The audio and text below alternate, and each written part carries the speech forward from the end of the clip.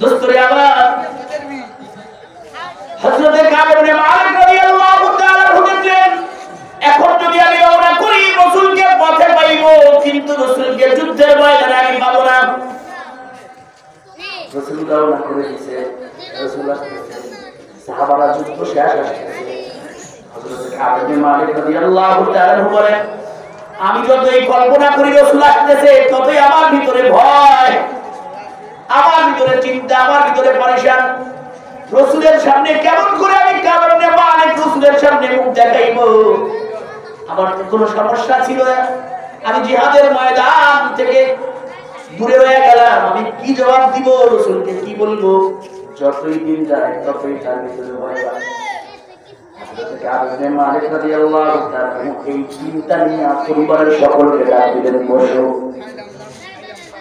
আমি তো এক চিন্তায় আছি, এই চিন্তা দূর করবো কেমনে? সবাই বসো। বসার পরে সকলকে বললেন, দেখো আমি তো এমন চিন্তা আছি, রাসূলের সামনে কেমন করে মুখ দেখাইব? সাহাবাদের কাছে রাসূলের মর্যাদা কেমন ছিল? দুনিয়া এবং সে একদিকে ছিল আর রাসূল একদিকে। উহুদের ঘটনা আপনারা অনেকেই জানেন। আল্লাহ রাসূলের চতুর্পাশ দিয়ে বর্ষা, চতুর্পাশ দিয়ে আঘাত আসতেছে আল্লাহ রাসূলের উপরে। কাফের মুনাফিক বেঈমানের দলেরা চক্রান্ত করেছে, পাক্কা নিয়ত করেছে মুহাম্মদকে রাখা যাবে না। যদি মুহাম্মদকে রাখা হয় তাহলে আমাদের মুশরিকরা দুনিয়ায় টিকতে পারবে না, ইহুদি চলবে না, খ্রিস্টান চলবে না, সব বন্ধ, সমস্ত ধর্ম বন্ধ হয়ে যাবে। মুহাম্মদকে ধ্বংস করতে হবে।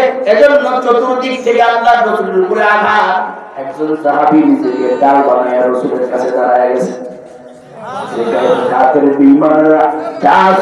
যত আঘাত আছে আসো, সমস্ত আঘাত আমাকে করো, সমস্যা নাই, কিন্তু আমার মায়ার নবীকে সামান্য আঘাত করলে আমি ছাড় দেব না। আল্লাহর রাসূলকে সাহাবারা নিজের চাইতে বেশি ভালোবাসতেন, আমাদের উচিত, কিন্তু আমরা পারতেছি না। ঠিক কি ঠিক না? ছিল এখন হযরত কাব ইবনে মালিক রাদিয়াল্লাহু তাআলা খাবার দাবার বন্ধ হয়ে গেছে, রাসূলকে কেমন করে মুখ দেখাই?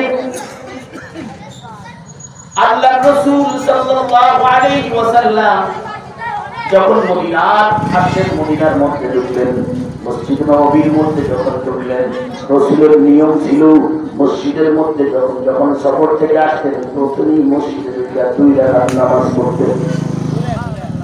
আবার যখন কোন সফরে বের হতেন মসজিদ থেকে 2 রাকাত নামাজ পড়ে বের হতেন। আল্লাহর রাসূল যখন মসজিদের মধ্যে আসে 2 রাকাত নামাজ পড়ছে। মুনাফিকরা আগে আগে রাসূলের দরবারে উপস্থিত। হেরা হাত থেকে বিরাট ফর্দ বানাইছে, আমরা এই সমস্যা ওই সমস্যা এক এক করে রাসূলের কাছে সব বানায়া সব বলছে, রাসূল আমার এই বিপদ ওই বিপদের কারণে যাইতে পারি, আপনি তো বিশ্বাস করবেন না, আসলেই তো আমি এই বিপদে আসলাম। এরকম আছে না? মুনাফিকরা খারাপ কথা, খারাপ মিথ্যা কথা বলতো। আমরা ভালো মানুষ, আমরা সত্যি কথা বলি। একজন বলতেছে বোধা আমি তো কেবল ঢাকা নাম, অথচ সে আসতে করে সিন্দাকার বাজারে কেবল পাঁচটা পাতা গেছে অ্যাডভান্সে, তারপরে ঢাকায় কেবল নাম নাম আছে কি নাই? আছে কি নাই? কথায় কথায় মিথ্যা বলা মুনাফিকের আলামত। হযরত কাব ইবনে মালিক রাদিয়াল্লাহু তাআলা বললেন, মুনাফিকরা সকলে আপত্তি রাসূলের সামনে দৌড়াত খাইদা আছে, সব রাসূলের কাছে বলতেছে রাসূল কিছু বলে, কারণ আল্লাহর রাসূল সকলের আপত্তি শুনতেছেন, উপরেরটা মাপ করে দিতেছেন, আর ভিতরে কি আছে না আছে রাসূল জানেন না, কে জানে? আল্লাহ। আর চিল্লায় কোন কে জানে? অন্তরের ভিতরে কি কে জানে? আল্লাহ। আল্লাহর উপরে ছেড়ে দিলেন, আল্লাহ এটার বিচার আপনি করেন। এই মুখ দিয়ে কইছে আমার কাছে, আমি এটা মাফ করলাম, বায়াত করে নিলাম, অন্তরের অবস্থা আপনার কাছে ছাইরা দিলাম। হযরত কাব ইবনে মালিক রাদিয়াল্লাহু তাআলা বলেন, মুনাফিকরা যখন চলে গেল আমি দূরে দাঁড়ানো, দূর থেকেই রাসূলকে সালাম দিলাম। আল্লাহর রাসূল মুস্কি হাসলেন, সালামের উত্তর দিলেন, কিন্তু হাসার মধ্যে রাসূলের হাসার মধ্যে কালো দেখা যায় রাসূল বড় রাগ।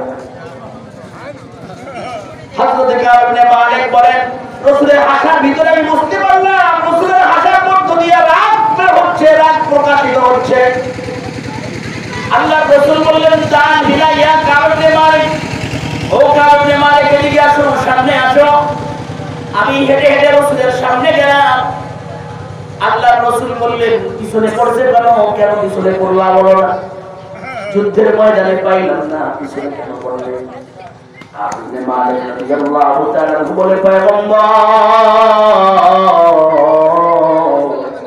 আল্লাহর কসম করে বলি, আমি এমন একজন মানুষের মজলিসে দাঁড়াইছি, এই মানুষের মজলিস যদি না হতো, এই লোকের মজলিস যদি না হতো, আপনার মতো দামি সত্তার মজলিস যদি না হতো, আল্লাহ আমাকে পটুতা দান করেছেন, ভাষা জ্ঞান দান করেছেন, আমি তাকে বানায় এরকম একটা পরিস্থিতি বানাইতে পারতাম, সে আমার সমস্ত কথা বিশ্বাস করতে বাধ্য হতো।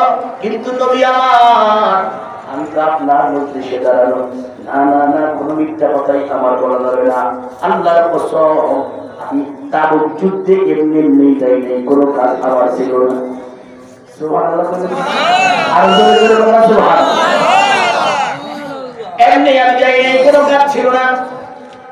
আল্লাহর রাসূল বললেন, এই দেখো লোকটা সত্য বলেছে, লোকটা সত্য কথা বলেছে।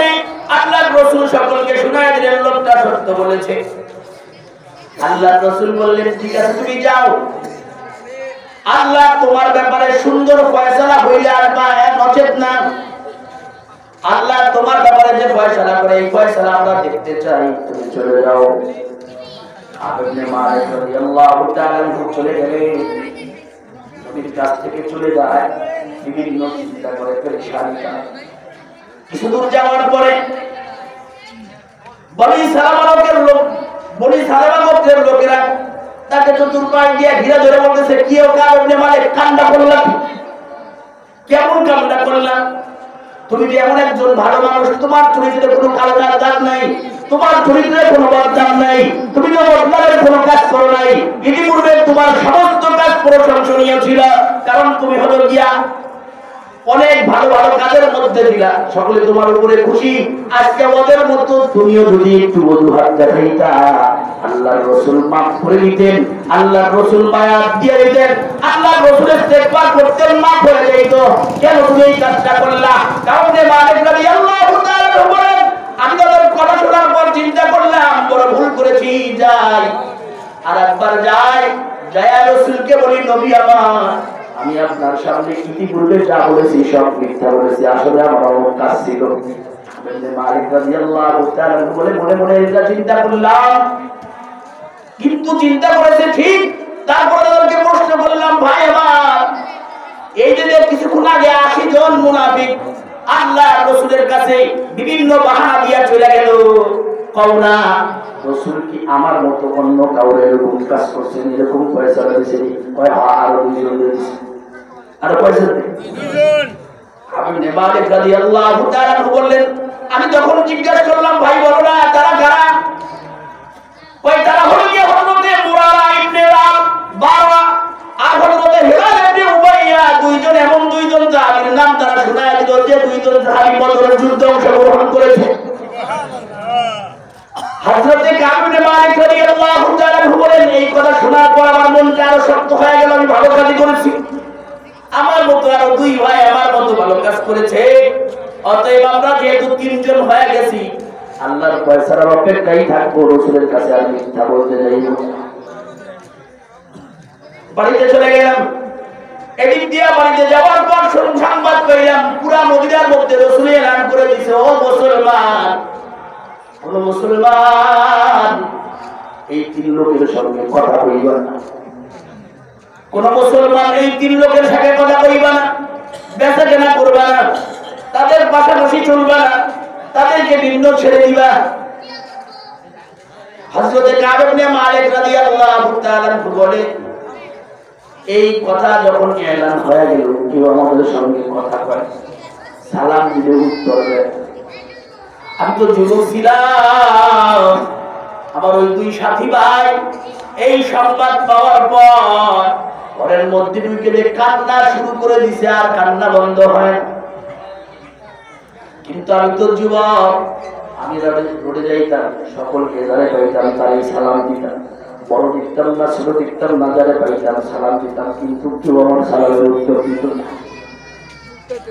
আবার দৌড়ে মসজিদে নববীতে যাইতাম নামাজের সময়, সবার আগে আগে যাইতাম, প্রথম কাতারেই খাড়াইতাম, রাসূলের পাশাপাশি দাঁড়াইতাম, যেন রাসূল আমার দিকে তাকায়, আমি রাসূলকে সালাম দিতাম, আর রাসূলের ঠোঁটের দিকে তাকায় থাকতাম, দেখি রাসূলের ঠোঁটটা আমার সালামের উত্তর দেওয়ার জন্য একটু নড়ে নাকি। এমন করতাম, কিন্তু আমি তাকায় দেখতাম রাসূল আমার দিকে তাকায় না, রাসূলের দিকে তাকায় রাসূল আরেক দিকে ফিরে যায়। ও বন্ধু, একজন মুমিন ঈমানদার মুসলমানের জন্য এর চাইতে বড় কষ্টের আর কিছু হইতে পারে না। একজন স্ত্রী ভক্ত স্বামী তার যে কষ্ট হয়, একজন ঈমানদার মুমিনের মধ্যে যদি এমন পরিস্থিতি হয়, তাহলে লক্ষ কোটি গুণ বেশি পরিস্থিতি খারাপ হয়ে যাবে। বলেন ঠিক কিনা? হযরত কাব ইবনে মালিক রাদিয়াল্লাহু তাআলা আনহু বলেন, আমি রাসূলের দিকে তাকাই, রাসূল আমার দিকে তাকাইতো না, অন্যদিকে মুখ দিত, কিন্তু যখনই আমি আমাদের মধ্যে দাঁড়ায় যাই, আমি দেখতাম রাসূল আমার দিকে মাঝে মাঝে তাকায়। হযরত কাব ইবনে মালিক রাদিয়াল্লাহু তাআলা চলে গেলেন। হযরত কাব ইবনে মালিক বলেন, এরকম করে করে একদিন নয় 40 দিন অতিবাহিত হয়ে গেল। 40 দিন, কয়দিন? 40 দিন অতিবাহিত হয়ে গেল। কেউ আমাদের সঙ্গে কোনো কথা বলে না, সালাম দিলে উত্তর দেয় না। এর চাইতে জেলখানা বড় জোরে বলেন ঠিক। যদি আপনার সংসারের 5 সদস্য যদি কেউ কথা না কয়, দেখবেন কি অশান্তি। সমাজের যদি কেউ কথা না কয়, তার চাইতে বড় অশান্তি হতে পারে। হযরত কাব ইবনে মালিক রাদিয়াল্লাহু তাআলা আনহু বলেন, একদিন দুপুরবেলা ঘুরতে ঘুরতে আমার চাচাতো ভাইয়ের কাছে গেলাম, বাড়িতে সংবাদ জানলাম আসে না, কোনো কথা নাই ঘরের থেকে। খুঁজতে খুঁজতে তার বাগানে চলে গেলাম। বাগানের দিকে যাইয়া ফুটা দিয়া তাকায় দেখি বাগানের মধ্যে কাজ করতেছে। আমি আমার চাচাতো ভাইয়ের বাগানের দেওয়াল টপকায়া সামনে যাইয়া তার সামনে যাইয়া সালাম দিলাম, কিন্তু সালামের জবাব দেয়। যখনই জবাব দেয় তখন আমি বললাম, রে ভাই, ওয়াল্লাহি আল্লাহর কসম করে বলি, আমি, তুমি কি জানো না আমি আল্লাহ এবং আল্লাহর রাসূলকে অন্তর থেকে ভালোবাসি। হযরত কাব ইবনে মালিক বলেন, আমি বললাম, কিন্তু আমার ভাই থেকে কোনো সাড়া নাই। দ্বিতীয়বার কসম করলাম, একই কথা বললাম, কিন্তু তৃতীয়বারও কোনো সাড়া নাই। তৃতীয়বার কসম করলাম, একই বললাম, তৃতীয়বারও কোনো সাড়া নাই। তৃতীয়বার বলার পরে আমার ভাই জবান দিয়ে শুরু করলো, আল্লাহু ওয়া রাসূলুহু আ'লাম। তুমি যে আল্লাহ এবং আল্লাহর রাসূলকে ভালোবাসো, এটা আল্লাহ এবং আল্লাহর রাসূল বেশি ভালো জানে, আমি জানি না। এই কথা শোনার পর হযরত কাব ইবনে মালিক বলেন, এই কথা শোনার পর আমি নিজেকে কন্ট্রোল রাখতে পারলাম না। অনিচ্ছায় আমার চোখ দিয়ে বেয়ে পানি পড়া শুরু করছে। এখন আমি কই যাই? এখন তো আমার যাওয়ার কোনো জায়গা নাই। ছোটবেলা থেকে একসঙ্গে বড় হয়েছি, আবার আপন চাচাতো ভাই, রক্তের ভাই, একই বাচ্চাটা চাচাতো ভাইয়ের কাছে আমি আসলাম। আমার বড় দুঃখ বলতে দেখি সেও কথা বলে না। এখন আমি কই যাই? ইবনে মালিক বলেন, আমি রাস্তায় যখন আসলাম, তাকায় দেখি সিরিয়ার একজন বিক্রেতা, একজন ব্যবসায়ী মানুষকে জিজ্ঞেস করতেছে, কাব ইবনে মালিকের চিনি? কাব ইবনে মালিককে দেখছো? আমার সাথে যখন লোকটা আসলো, আমাকে চিনায় দিল, তখন আমাকে বললো, তুমি একটু আমার সাথে আসো। দূরে যাইয়া একটা চিঠি দিল। চিঠি পড়লাম, দেখলাম পাশের রাষ্ট্রের প্রধান, রাষ্ট্রপ্রধান কাব ইবনে মালিককে চিঠি দিচ্ছে।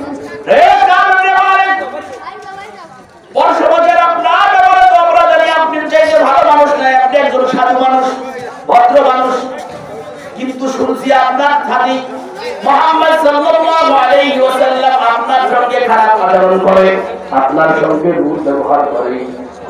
আপনার প্রতিশ্রুতি দিলাম, আসেন না, আপনি আমাদের দেশে আসেন, সুযোগ সুবিধা ভালো দিব, ব্যবস্থাপনা ভালো করব। আমি সংবাদ পাওয়ার পর আমি বুঝলাম এক পরীক্ষার মধ্যে আছি, আর এক পরীক্ষা শুরু হয়ে গেছে। ঠিক কিনা? আর ঠিক কিনা? ইবনে মালিক রাদিয়াল্লাহু তাআলা বলেন, চিঠি নিয়ে সাথে সাথে চুলার মধ্যে দিয়ে দেওয়া হয়েছে। চিঠি দাঁড়ায় তখন ঘরের মধ্যে ঢুকছি, এবার নতুন একজন লোক এসে বলতেছে, রে কাব ইবনে মালিক। আমি লোকটাকে দেখে তো খুশি, বলতেছে রে কাব ইবনে মালিক, নবীর পক্ষ থেকে সংবাদ, আজ থেকে বিবিদেরকে ত্যাগ করো, বিবিদের থেকে বিচ্ছিন্ন হয়ে যাও। কাব ইবনে মালিক রাদিয়াল্লাহু তাআলা বলেন, 40 দিন পর্যন্ত জেল কাটতেছি, এমন কঠিন জেল যে আল্লাহ ছাড়া কেউ নাই, শুধু বিবির সঙ্গে গল্প মাঝে মধ্যে করতাম। আজকে যেহেতু পয়গম্বরের থেকে পরামর্শ বিবির কাছেও দেখা যাবে না, কারণ মালিক রাদিয়াল্লাহু তাআলা বলেন, ভাইরে আমি কি বিবির তালাক দিয়ে দিব? রাসূল কি তালাক দিতে বলছে না বিচ্ছিন্ন করতে বলছে? তুমি বলো না। রাসূল যদি বলে তালাক দিতে, আমি কারণ মালিক বিবির তালাক দিতে রাজি। সংবাদদাতা বলেন নাই, আল্লাহর রাসূল তালাক দেওয়ার জন্য বলেন নাই, বিবিকে ভিন্ন করে দাও, বিবি দূরে চলে যা, এটা আল্লাহর রাসূল বলেছেন। বিবিকে সরায় দাও, দূরে চলে যাও, পয়গম্বর বলেছে আল্লাহর নারাজি করতে রাজি, আল্লাহর অসন্তুষ্ট করতে রাজি না, নবীর অসন্তুষ্ট করতে রাজি না। নবী যদি অসন্তুষ্ট হয়, আল্লাহ অসন্তুষ্ট হবে না। না, এই দীর্ঘ 20 বছরের সংসার, এত মহাব্বত, এত ভালোবাসা, যার করবে আমার সন্তান না, দরকার নাই। তোমার জন্য যদি আমার নবী কষ্ট পায়, যাও, তুমি চলে যাও, তাকে আমি দূরে সরাই দিলাম। এখন আমি একা একা হয়ে গেলাম, আমার আল্লাহ ছাড়া আর কেউ নাই, কেউ সাথে কথাও বলা যায় না, দুঃখের কথা শেয়ারও করা যায় না। এখন আমি কান্দি আর মাওলাকে বলি, আল্লাহ আমি তো একা হয়ে গেলাম, আপনি আমার এই গুনাহকে মাফ করে আমার ব্যাপারে ভালো পয়সা দেন। এরকম করতে করতে আরো কয়েকদিন চলে গেল।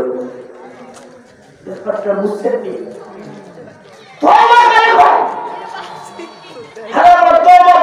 আর বিভিন্ন গুনাহের কথা করি আর মনে করি তওবা কবুল হয়। 50 দিন চলে যাওয়ার পর হযরত কাব ইবনে মালিক রাদিয়াল্লাহু তাআলা আনহু বলেন, আমি আমার বাড়ির ছাদের উপরে ছিলাম, সকালবেলা ফজরের নামাজের পর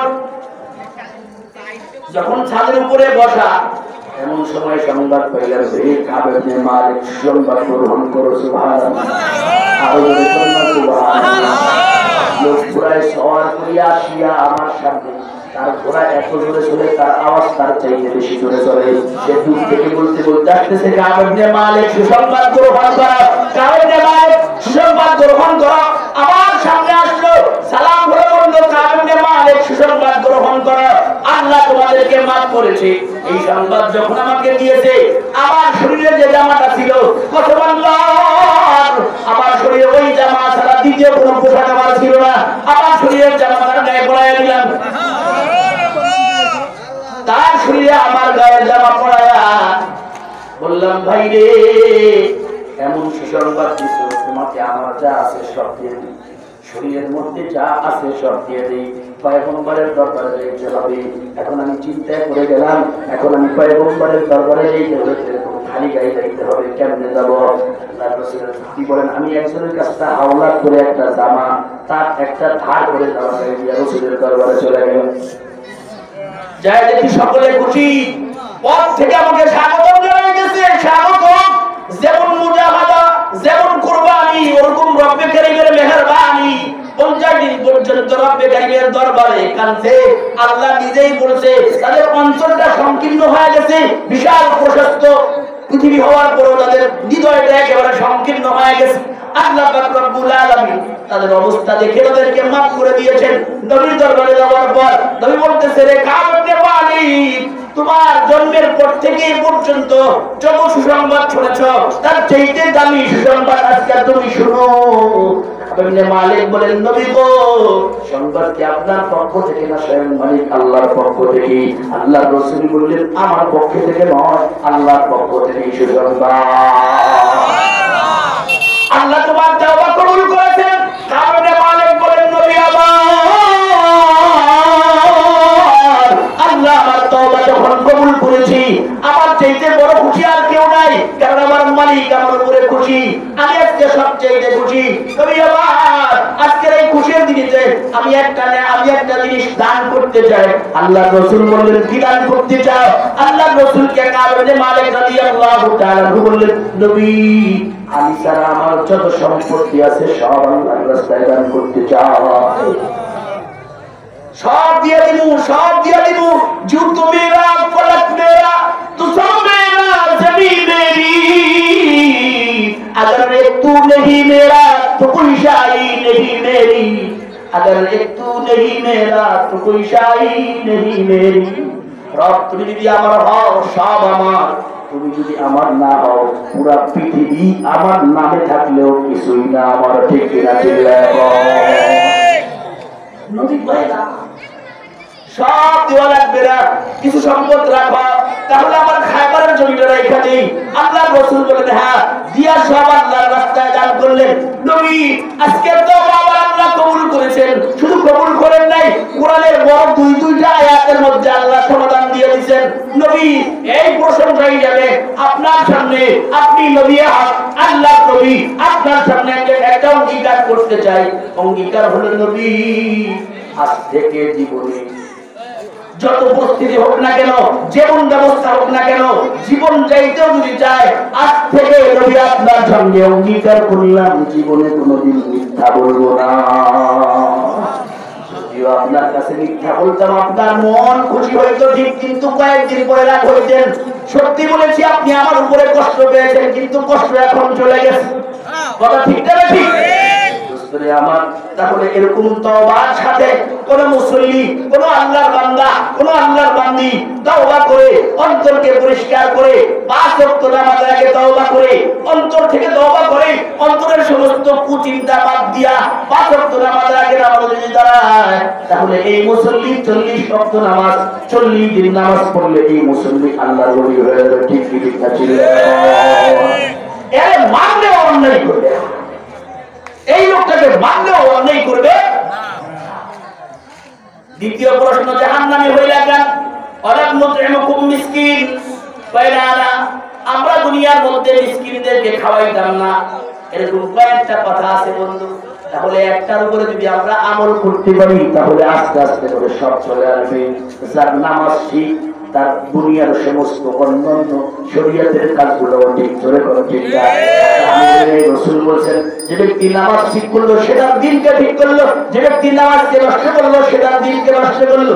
আল্লাহ পাক রব্বুল আলামিন বুঝার তৌফিক দান করুন। ছিল এখন না আমি আমার ভাই হুজুর একটা এলান দিছে, দুনিয়ার মধ্যে আল্লাহর গুসা কমে যায় তা হলো দানের খরচ। আমি আমার পরিবারের পিছনে খরচ করি, ছেলে সন্তানের পিছনে খরচ করি, এটাও সরকার সব হবে, কিন্তু সরকার জারিয়ার জন্য যদি আমি কিছু খরচ করি কিয়ামতের দিনে এটা আমার জন্য বড় পুঁজি হবে। এই খরচ করতে রাজি আছে কি? আল্লাহকে হাত দেখাবে। তাহলে কোন আল্লাহর বান্দা আছে এই জায়গায় নতুন মাদ্রাসা নতুন ঘর হবে 1000 ইট আল্লাহর রাস্তায় দান করবে। আল্লাহ হতে পারে 1000 ইটের বিনিময়ে 1000 স্বর্ণের ইটের মালিক দুনিয়ার দ্বারে বানাইতে পারে। পারে কি পারে না? পরিকল্পন পারে কি পারে না? তাহলে একজন আল্লাহর গোলামের নাম চাই 1000 ইট দিবেন। আপনারা এমন মানুষ অনেকে অসহায় আছেন তারপরে দান করেন।